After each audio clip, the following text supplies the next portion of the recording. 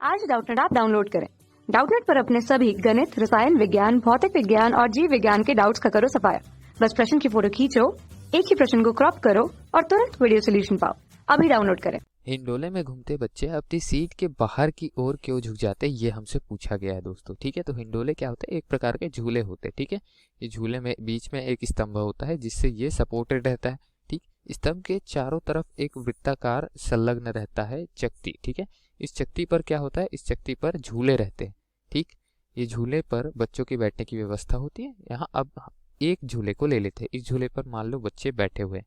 ठीक है, तो यहाँ जो चेयर है वहाँ बच्चे बैठे हुए हैं। ठीक है, अब ये घूमेगा वृत्ताकार दोस्तों, तो ये बच्चे बाहर की ओर, मतलब बच्चे कुछ इस तरीके से हो जाएंगे, तो बाहर की ओर बच्चे झुक जाएंगे। इसके पीछे का विज्ञान क्या है ये हमको बताना है।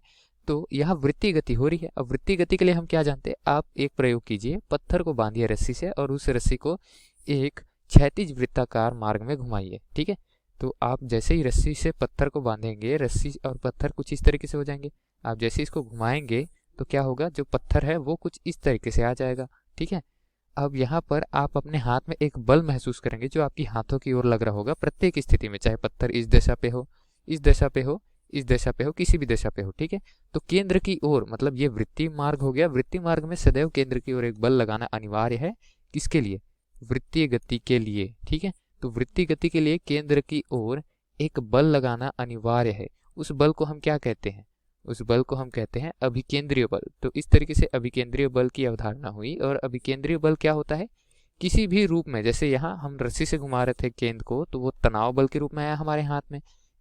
और कार अगर वृत्ताकार मार्ग में गति करे तो घर्षण बल के रूप में आता है, पहियों के बीच लगने वाले।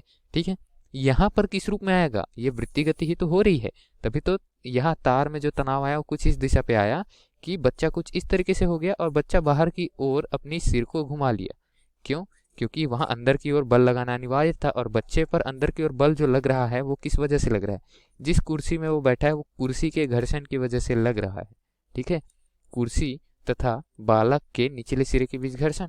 ठीक है, यहाँ लिख देते हैं, कुर्सी तथा बालक के बीच घर्षण की वजह से लग रहा है। ठीक है, अब घर्षण नीचे की ओर लग रहा है, लेकिन बालक का द्रव्यमान केंद्र क्या घर्षण के इस जो सतह है वहां पर है? नहीं, उससे ऊपर है।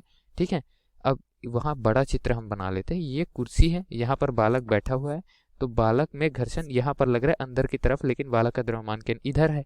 ठीक है, अब बालक जो है वो हमने जो इस तरफ बनाया ना, उसको आप अपनी ओर ले लीजिए। ठीक है, ये अपनी ओर बल लग रहा है केंद्र की ओर, ये केंद्र है तो केंद्र की ओर बल लग रहा है। तो बालक के द्रव्यमान केंद्र से लगता तो बालक स्थिर रहता, लेकिन द्रव्यमान केंद्र के नीचे से लग रहा है तो द्रव्यमान केंद्र बाहर जाने का प्रयत्न करेगा। ठीक है, तो इस तरीके से बल आघूर्ण लगता है और बालक जो है वो बाहर की ओर झुकने लगता है। ठीक है, इसके पीछे का कारण क्या है दोस्तों? अपकेंद्रीय बल। ठीक, अपकेंद्रीय बल क्या कहते हैं? अभिकेंद्रीय बल की अनुपस्थिति में हम समझते हैं कि बाहर की तरफ एक बल लग रहा है, जिसको संतुलित करने के लिए अंदर की तरफ वृत्त के केंद्र की तरफ एक बल लगाना पड़ेगा, जिसको अभिकेंद्रीय बल कहते हैं। ठीक है, तो आभासी बल होता है एक, जिसको हम कहते हैं अपकेंद्रीय बल। हम ये मानकर चलते हैं कि ये आभासी बल जो है वो सदैव वृत्तीय गति में बाहर की ओर लग रहा है। ठीक, इसी को हमको संतुलित करने के लिए अंदर की तरफ भी एक बल लगाना पड़ेगा, जो यहाँ पर ये घर्षण बल द्वारा दिया जा रहा है। तो बाहर की तरफ जो बल लग रहा है और अंदर की तरफ जो बल लग रहा है, उनके बीच में लंबवत कुछ दूरी हो गई और उस दूरी से बल आघूर्ण का यहाँ पर निर्माण हुआ। तो बल आघूर्ण जो निर्मित हुआ वो क्या कर रहा है? यहाँ पर वही बल आघूर्ण की वजह से बालक जो है उस पर बाहर की तरफ एक बल आघूर्ण लग रहा है और बालक जो है बाहरी किनारों की ओर झुक जा रहा है।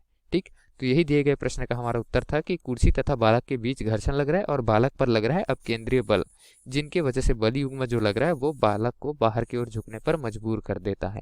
धन्यवाद। कक्षा 6 से 12वीं से लेकर नीट, IIT, JEE वो एडवांस के लेवल तक 1 करोड़ से ज्यादा छात्रों का भरोसा। आज ही डाउनलोड करें डाउटनेट ऐप या व्हाट्सएप करें अपने सारे डाउट्स 8400 400 400 पर।